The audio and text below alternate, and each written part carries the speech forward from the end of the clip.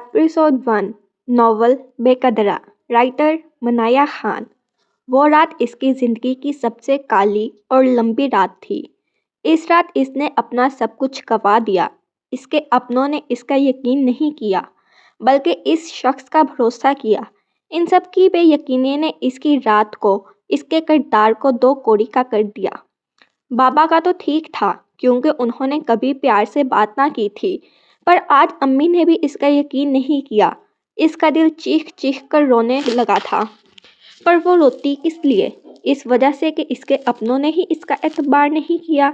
नहीं, वो नहीं रोएगी। आज के बाद वो नहीं रोएगी, खासकर इन अपनों को याद करके जिन्होंने इसका यकीन नहीं किया था। इसने खुद से वादा करते हुए आंसू बेदर्दी से साफ किए थे और फिर से सड़क पर चलना शुरू कर दिया था।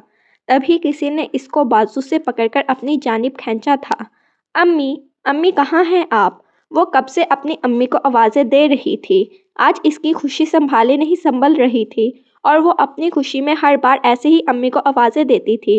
इस बार भी अपनी अम्मी को ही आवाज़ें दे रही थी, क्योंकि एक वही तो थी, इसकी दोस्त और हमदर्द। हाँ, इसकी अम्मी ही इसका सब कुछ थी।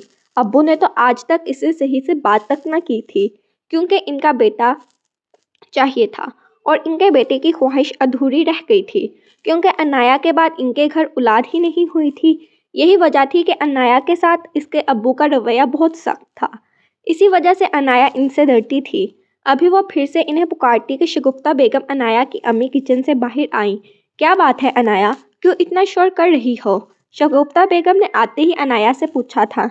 अम्मी, अम्मी आज मैं बहुत खुश हूँ। इससे पहले कि शगुफ्ता बेगम कुछ और बोलती, अनाया ने इन्हें अपने गोल गोल घुमाना शुरू कर दिया था। शगुफ्ता बेगम ने बड़े गौर से इसके खुशी के चमकते चेहरे को देखा था। सुनहरी आंखें, दराज पलकें, छोटी सी नाक, गुलाबी होंठ, सफ़ेद रंगत में खुली सुर्खी और चेहरे पर मासूमियत। हाँ, वो बेतहाशा हुस्न की मालिक थी। बेशक वो पहली ही नज़र में किसी का भी दिल धड़का सकती थी। शगुफ्ता बेगम ने दिल ही दिल में इसकी नज़र उतारी थी और हमेशा इसे ऐसे ही खुश रहने की दुआ दी थी। पर कभी कभी हर दुआ कबूल नहीं होती। ओहो अम्मी कहाँ खो गई? शगुफ्ता बेगम अनाया की आवाज़ पर ख्यालों से निकली थी। कुछ नहीं, तुम बताओ क्यों इतनी खुश हो? शगुफ्ता बेगम ने अनाया से पूछा। अम्मी, आज मेरा रिजल्ट था एंड गेस व्हाट, मैंने फर्स्ट पोजीशन ली है। वो खुशी से इन्हें बताने लगी। वाह भाई, मुबारक हो मेरी जान। शगुफ्ता बेगम इसकी बल्लाएं लेती बोली थी। अच्छा चलो शाबाश, तुम मुंह हाथ धो आओ, मैं तुम्हारे लिए खाना लगाती हूँ। शगुफ्ता बेगम प्यार से इसका चेहरा थपथपा कर बोली। ओके अम्मी, बस अभी आई। अनाया जल्दी से कहती ऊपर अपने कमरे की तरफ बढ़ती रही, क्योंकि भूख तो इसे वाकई बहुत लगी थी। जबकि पीछे शगुफ्ता बेगम इसकी जल्दबाजी देख नफ़ी में सर हिलाकर रह गई थी। गाड़ी बड़ी सी इमारत के सामने रुकी थी। ड्राइवर ने जल्दी से गाड़ी का पिछला दरवाज़ा खोला था और वो मगरूर शहजादा बड़ी आन से बाहर निकला था। ब्लैक थ्री पीस पहने, जिसके कोट के बटन खुले हुए थे, जबकि सफ़ेद शर्ट पर टाई का नामो निशान भी ना था, क्योंकि इस मगरूर शहजादे के मुताबिक इसके गिरेबान तक पहुंचने की हिम्मत किसी में नहीं थी, इसकी टाई में भी नहीं। ऑफिस में दाखिल होते ही तमाम वर्कर्स ने इसे सलाम किया था, जबकि वो महज सर के इशारे से सलाम का जवाब देता आगे बढ़ गया था। इसके जाते ही तमाम वर्कर्स का रुका सांस बहाल हुआ था। बेशक वो मगरूर होने के साथ साथ गुस्से का भी तेज था, जो ज़रा सी गलती पर नौकरी से निकाल देने से परहेज नहीं करता था। वो बहुत कम अरसे में मुल्क के मशहूर बिजनेसमैन में से हो चुका था। बेशक खुदा ने इसे हर चीज़ से नवाजा था, सवाए एक के, और वो चीज़ थी दिल। हाँ, इस हसीन शहजादे के पास दिल नहीं था। इसके नज़दीक किसी के भी जज्बात की कोई कदर ना थी। वो सबको जूते की नोक पर रखता था। बहुत सी लड़कियां इसकी एक नज़र की मुंतज़िर थी, पर इसने आज तक किसी लड़की में दिलचस्पी ना ली थी। हाँ, इसकी 28 साला ज़िंदगी में किसी लड़की का कोई किस्सा ना था।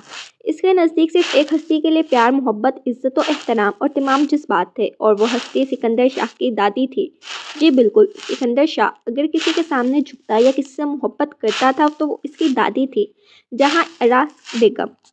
सिकंदर शाह के वालिदैन कार एक्सीडेंट में अपनी ज़िंदगी की बाजी हार गए थे। गाड़ी के अचानक ब्रेक फेल हो जाने की वजह से यह हादसा पेश आया था, जबकि गाड़ी पहाड़ी से नीचे गिर गई थी।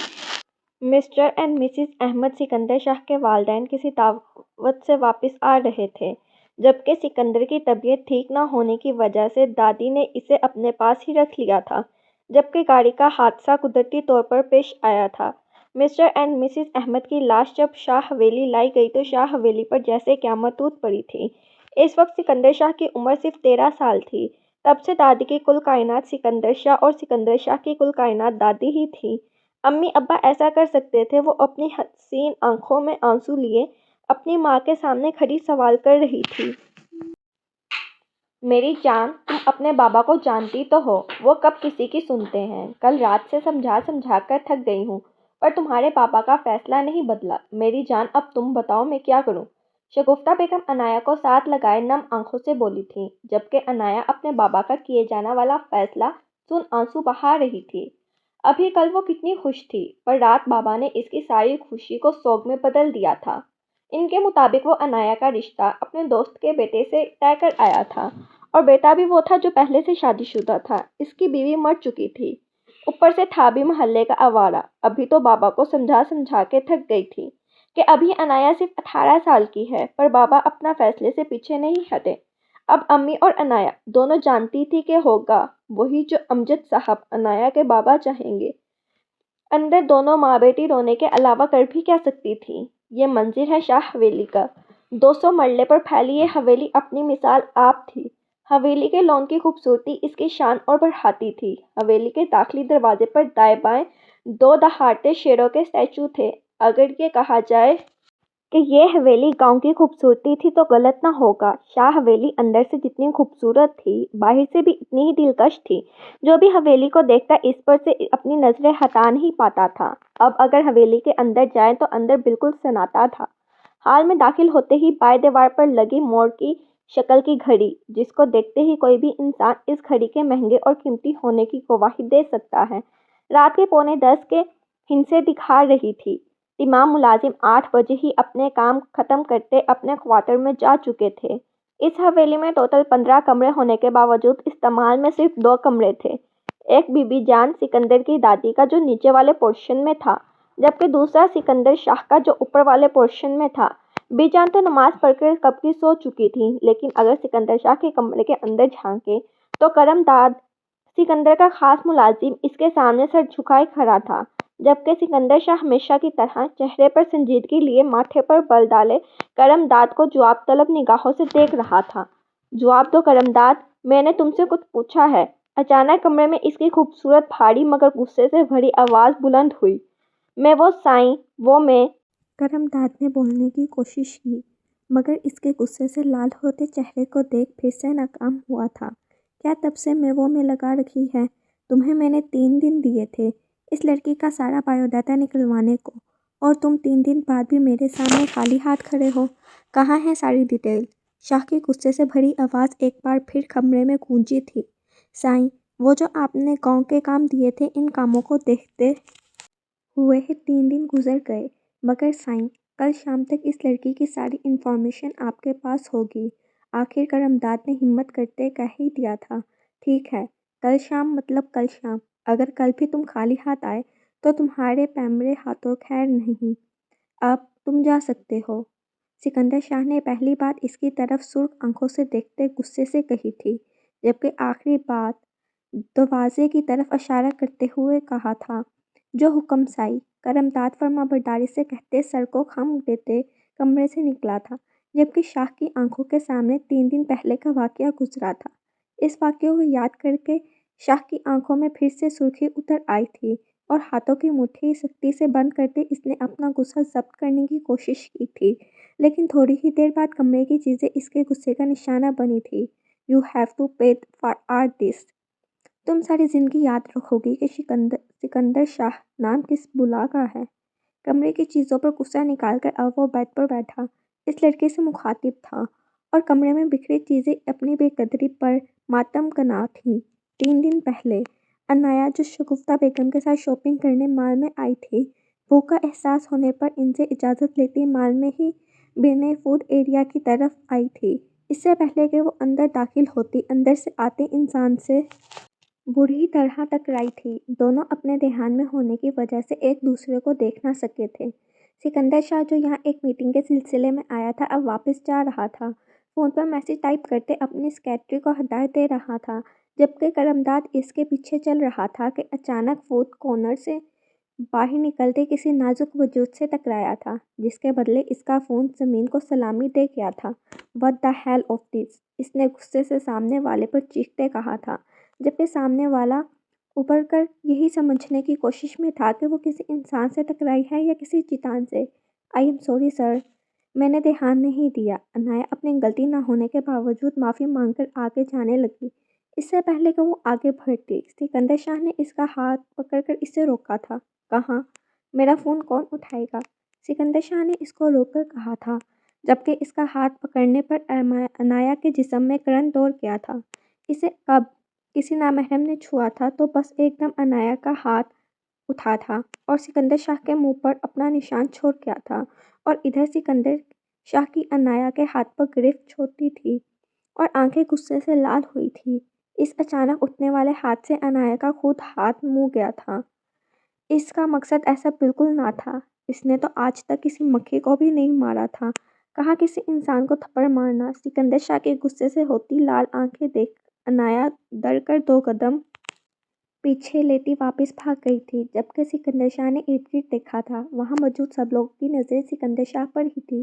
"کرمداد!" سکندر شاہ اچانک دھارا تھا۔ "جی سائی۔" کرمداد خود اس سچویشن میں پریشان کھڑا تھا۔ سکندر شاہ کی آواز پر جلدی سے بولا تھا، "مجھے اس لڑکی کی ساری ڈیٹیل 3 دن کے اندر چاہیے۔ سنا تم نے؟" وہ پھر غصے سے دھارا تھا، "جو حکم سائی۔"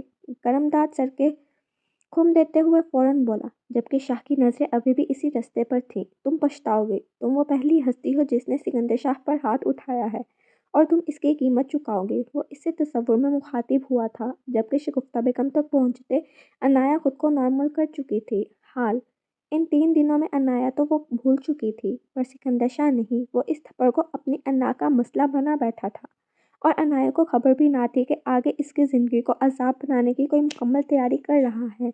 انایا، وہ جو کل سے رشتے کی بات پر کمرے میں بند آنسو بہا رہی تھی، امی کے پکارنے پر اپنی سوجی اور لال آنکھوں سے ان کی طرف دیکھا تھا۔ انایا کی حالت دیکھ شگفتہ بیگم کی آنکھوں میں بھی آنسو آ گئے تھے، لیکن یہاں وہ خود مجبور تھیں۔ ان کے شوہر کے سامنے چلتی کب تھی ان کی؟ "انایا، تمہارے پاپا نے تمہاری شادی کی تاریخ 1 ماہ بعد کی رکھ دی ہے۔" شگفتہ بیگم نے نظریں چراتے اس سے کہا تھا۔ "امی!" انایا کی آواز میں بے یقینی تھی، جیسے اس سے کہنا چاہتی ہو کہ آپ اس بارے میں کچھ نہ کر سکیں۔ چنانچہ انایا کی آواز میں رقم بے چینی، پر شگفتہ بیگم کو اپنی بے بسی پر پھر سے رونا آیا تھا۔ "امی، آپ کچھ کریں نا پلیز، مجھے اس جمال سے شادی نہیں کرنی۔" اچانک وہ شگفتہ بیگم کے ہاتھ تھام کر بولی تھی۔ "انایا میری جان، اگر میرے بس میں ہوتا تو میں ضرور کچھ کرتی، پر میں خود بے بس ہوں۔ کون سی ماں اپنی اولاد کو جانتے بوجھتے کھائی میں دھکیلے ہے؟ ہاں، پر اگر مجھے کوئی راستہ ملا نا، تو میں تمہیں اس دلدل سے نکالنے سے ہرگز گریز نہیں کروں گی۔" شگفتہ بیگم نے انایا کو گلے لگا کر تسلی دیتے کہا تھا۔ "سائی، اس فائل میں اس لڑکی کی ساری ڈیٹیل ہے۔" کرمداد کے کہنے پر اس نے اسے بولنے کا اشارہ کرتے ہوئے خود آفس چیئر سے ٹیک لگائی تھی۔ "سائی، نام انایا امجد خان ہے، عمر 18 سال۔ 2 دن پہلے 12ویں جماعت کا رزلٹ آیا ہے اور اس نے اپنے کالج میں ٹاپ کیا ہے۔ باپ کا اپنا کپڑے کا کاروبار ہے۔ مگر باپ کو اس سے کوئی لگاؤ نہیں، کیونکہ اس کے باپ کو بیٹے کی چاہت تھی۔ کل ہی اس کے باپ نے اپنے دوست کے بیٹے سے اس کی شادی طے کی ہے، جو پہلے سے شادی شدہ ہے۔ اس کی بیوی کی موت ہو چکی تھی اور 2 بچے بھی ہیں اس کے۔" کرمداد نے کسی ماہر رپورٹر کی طرح اسے ساری معلومات دی تھی اور فائل ٹیبل پر رکھی تھی۔ سکندر شاہ نے اپنے سامنے ٹیبل پر رکھی فائل کو اٹھا کر کھولا تھا۔ تو مس انایا امجد خان، تیار ہو جاؤ مجھ پر ہاتھ اٹھانے کا بدلہ چکانے کے لیے۔ کتنی آنکھوں میں چمک لیے وہ فائل میں موجود اس کی تصویر سے مخاطب ہوا تھا۔ کرمداد، جی سائی۔ کرمداد، مجھے یہ لڑکی 2 دن کے اندر میرے فارم ہاؤس میں چاہیے۔ اب چاہیے باہر سے اسے اٹھاؤ یا پھر اس کے گھر سے ہی، کیوں نہ تمہیں اسے اٹھانا پڑے۔ آئی ڈونٹ کیئر، مجھے بس یہ لڑکی 2 دن کے اندر میرے فارم ہاؤس میں چاہیے۔ Is that clear? جو حکم سائی۔ اب تم جا سکتے ہو۔ اس کے کہتے ہی کرمداد بوتل کے جن کی طرح غائب ہوا تھا۔ انایا، میں ذرا بازار جا رہی ہوں، دروازہ بند کر لینا یاد سے۔ شگفتہ بیگم انایا کو آواز لگاتے باہر نکل گئی تھی، جبکہ انایا ابھی تک پیسے کی वैसे सो की मूरत बने बैठी थी। अभी कुछ ही देर गुजरी थी कि चंद नकाबपोश घर में घुसे थे और अब इनका रुख अनाया के कमरे की जानिब था। कौन हो तुम लोग? अपने कमरे में चंद नकाबपोश को दाखिल होते देख अनाया ने डरते हुए कहा। जवाब देने की बजाय एक आदमी को अपनी तरफ बढ़ता देख अनाया ने भागने की कोशिश की थी, लेकिन इससे पहले कि वो भाग पाती, आगे बढ़ने वाले नकाबपोश ने जल्दी से इसे पकड़कर इसकी नाक पर रुमाल रखा था और वो अगले ही पल होशो हवास से बेगाना यूं हुई थी। एक निगाहपोश ने इसे उठाकर बाहर की राह ली थी, जबकि दोपहर का वक्त होने के बायस पूरा इलाका सुनसान पड़ रहा था और इनको अनाया को ले जाकर देख कोई ज़ीरूह ने नहीं देखा था, जबकि निकाबपोश बड़ी आसानी से इसे इसके घर से ही किडनैप करके ले जा चुके थे। उसे जब होश आया तो वो अपने दुखते सर को थामती उठ के बैठी थी कि अचानक अपने साथ हुआ वाक़या याद करके इसने जल्दी से इर्द-गिर्द देखा था। ये इसका कमरा तो नहीं था, ये तो कोई और कमरा था जो इसके कमरे से बड़ा और खूबसूरत था। क्या वो किडनैप हो गई थी? ये सोच आते ही इसके रोंगटे खड़े हो गए थे और पूरा वजूद खौफ से कांपने लगा था। वो जल्दी से अपना दुपट्टा अपने गिर्द अच्छे से फैलाती दरवाजे की जानिब भागी थी, मगर दरवाज़ा तो बाहर से बंद था। कोई है? खोलो दरवाज़ा, प्लीज़ दरवाज़ा खोलो। मुझे क्यों बंद किया है यहाँ? प्लीज़ खोलें, मुझे घर जाना है। वो रोते हुए दरवाज़ा पीटते ज़ोर ज़ोर से कह रही थी, मगर इसकी फरियाद सुनने वाला यहाँ कोई नहीं था। कितनी देर दरवाज़ा पीटने के बाद आखिर थक हार कर वो कमरे में मौजूद बेड से टेक लगाए ज़मीन पर बैठकर घुटनों में सर दिए रोने लगी थी। अभी इस हालत में बैठे इसे कुछ देर ही हुई थी कि क्लक की आवाज़ पर इसने घुटनों से सर उठाकर सामने देखा था, जबकि अंदर दाखिल होने वाली हस्ती को देख इसने पहले तो इसे पहचानने की कोशिश की कि कुछ दिन पहले का वाक़या याद आके इसके मुंह से बेसाख्ता निकला था। आप तो माल में। हैरत की ज़्यादती से वो अपना फ़िक्रा भी मुकम्मल ना कर पाई थी। इसकी आंखों की हैरत और इसके सबब मुकम्मल ना हो पाने वाले फ़िक्रे ने सिकंदर के चेहरे पर जानदार मुस्कुराहट बिखेरी थी। ओह, तो मिस अनाया अमजद खान, आपको याद है? सुने चुभते हुए लहजे पर पूछा था। देखिए, प्लीज़, मैंने वो थप्पड़ जानबूझकर नहीं मारा था। यह सोच आते ही कि सामने मौजूद शख्स ने इसे थप्पड़ का बदला लेने के लिए अगवा किया है, इसने डरते डरते अपनी सफाई पेश की थी। Shut up, just shut up. Anaya के बोलते ही सिकंदर शाह के चेहरे के तासुरात बदले और इसने गिराते हुए अनाया के जबड़े को अपनी फुलादी गिरफ्त में लेते हुए कहा। दर्द के मारे सामने खड़ी इस नाजुक नाजुक जान की आंखों से गरम स्याल बहने लगा। प्लीज़ मुझे छोड़ दे, मुझे दर्द हो रहा है।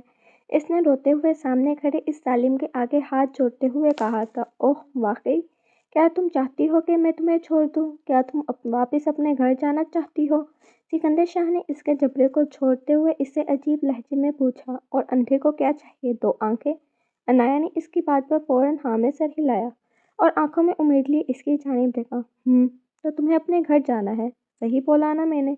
जी। अनाया ने फिर से फौरन हाँ में सर हिलाया और इस बार तो ज़ुबान से भी एतराफ़ किया गया। ठीक है, लेकिन मेरी एक शर्त है। तुम मेरी शर्त मान लो, मैं तुम्हें तुम्हारे घर वापस भेज दूंगा। बोलो मंजूर? इसने अपनी दाहिनी आईब्रो उठाते इससे जवाब तलब किया। मुझे मंजूर है, आप जो कहेंगे मैं वो करने को तैयार हूँ, पर प्लीज़ मुझे मेरे घर वापस जाने दे। अनाया ने फ़ौरन से बिना इसकी शर्त से सुने हाँ में भरी थी।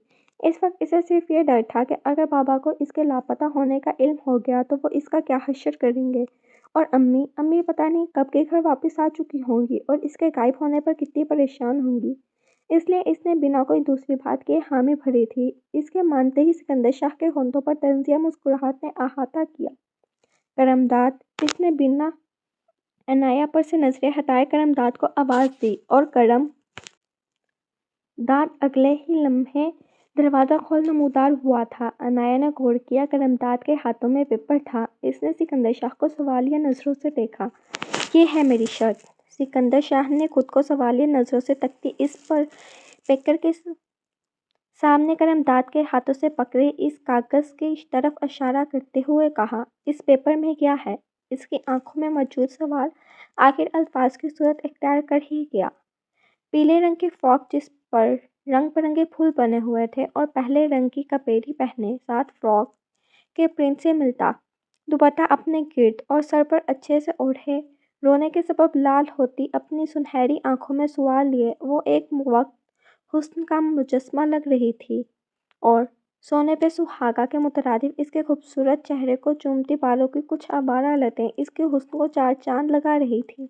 हाँ, वो हसीन गुड़िया किसी को भी अपना दीवाना कर सकती थी, मगर इसके मुकाबिल भी सिकंदर शाह था, जो खुद खूबसूरती की अपनी आप मिसाल में मिसाल था।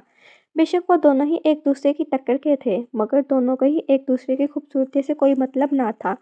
इसमें कुछ भी नहीं, ये बिल्कुल खाली है, बस तुम्हें इस पर साइन करने हैं। सिकंदर ने वो कागज़ अनाया के सामने करते हुए कहा, जो बिल्कुल खाली था, जबकि अनाया ने अपने सामने ग्रे प्रिंट कोट में मलबूस इस खोबरू नौजवान को घूरा था। क्या वो पागल था जो खाली कागज़ पर इसके साइन मांग रहा था? ये लो, इन पर साइन कर दो, सिकंदर ने कागज़ इसके सामने करते कहा, साथ ही करमदाद से बॉल पेंसिल लेते इसके सामने की। देखो लड़की, जैसा मैं तुम्हें पहले ही कहा था, घर जाना है तो मेरी शर्त माननी होगी, और यही मेरी शर्त है कि तुम्हें इस पेपर पर साइन करने होंगे। मगर इस पर तो कुछ नहीं लिखा, अनाया ने मासूमियत से कहा। हाँ, तो इससे तुम्हें क्या?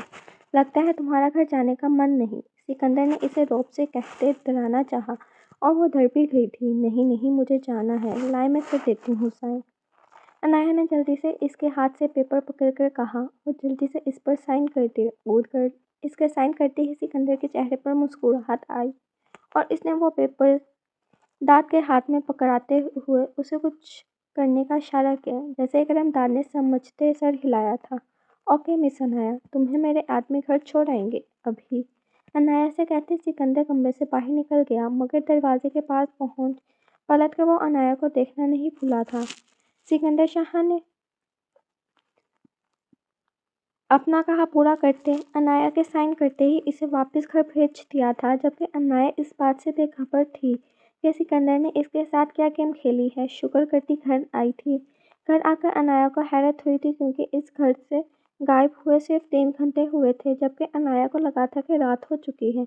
ये तो शुक्र था कि अम्मी अभी घर वापस नहीं आई थी और अब्बा भी रात पे घर आते थे। घर आकर अनाया ने खुद को कमरे में बंद कर लिया था। रिश्ते का दुख तो कहीं दूर जा सोया था, अब तो सिर्फ इसे इस अजनबी के डर ने घेर लिया था। कमरे में बंद रोते रोते कभी इसकी आंख लग गई, इसे कोई खबर न हुई।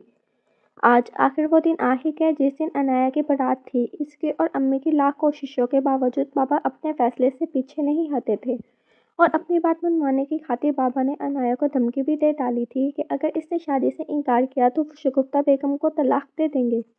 इनकी बात पर शगुफ्ता बेगम सख्ते में ही चली गई थी, और अनाया ने बेबसी से बाबा को देखा था और अपनी माँ को देखती वो शादी के लिए मान गई थी। वो कमरे में दुल्हन के लिबास में तैयार कम की मूरत बने बैठी थी। दुल्हन बनकर इस पर बहुत रूप आया था। वो जो सादगी में ही गजब ठाकती थी, तैयार होकर किसी सल्तनत की शहजादी लग रही थी, मगर इस शहजादी की किस्मत इन शहजादियों से बहुत मुख्तलिफ थी।